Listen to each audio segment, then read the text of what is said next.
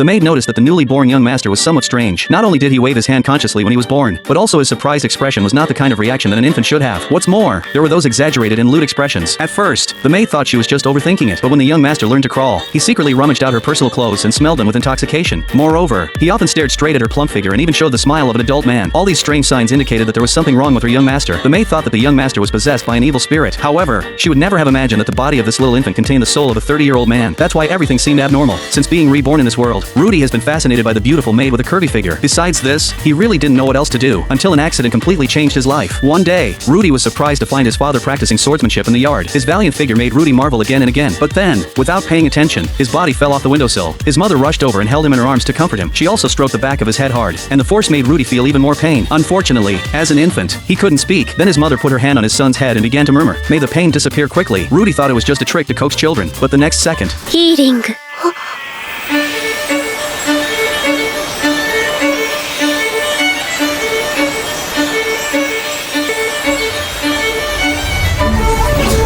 Rudy's head didn't hurt anymore. He then realized that his mother wasn't being whimsical, but that he had been transported to a world of swords and magic. At the thought of this possibility, Rudy's eyes lit up. When he could walk upright, Rudy immediately went to the treasure chest in the warehouse, hoping to find some gold and silver treasures inside. As a result, because he wasn't tall enough, he fell directly into the chest, but he also found an unexpected surprise. Inside the chest were several thick magic books. Rudy was extremely excited. Just as he was fantasizing about the scene of him using magic to dominate the world, he was brought back to reality. He simply couldn't understand the characters in this world. Helplessly, he had to go to his father and ask his father to tell him the content of the book as a bedtime story. His parents thought that their son was just interested, but they didn't know that after listening to it several times, Rudy could already understand the characters. He also secretly chanted the spells in the book. The next second, a warm current rose from his feet, and a water ball instantly condensed in his hand. But since it was his first attempt, the water ball fell directly to the ground. Rudy was so scared that he quickly found a white cloth to dry the water stains, for fear that his family would dislike him for being unhygienic. In order not to cause trouble, Rudy decided to practice magic facing the window, but a new problem arose. He found that he couldn't throw the water ball out. Every time he cast the magic, the water ball would directly spill on himself, making his mother think that he had wet his pants and scolding him for not going to the toilet. Rudy nestled shamefully in his mother's arms, but he didn't give up. Instead, he kept practicing magic continuously. Finally, he found that it was because he didn't add the launching speed and range to the magic that the water ball remained stationary. As Rudy became more and more proficient in magic, he began to challenge advanced magic. Unexpectedly, in his first attempt, he blew a hole in the house. Rudy thought that he would be driven out of the house as a freak, but to his surprise, his parents not only didn't blame him but also happily praised him as a magic genius. They assigned him studies on the spot. Just like this, Rudy embarked on the path of swords and magic.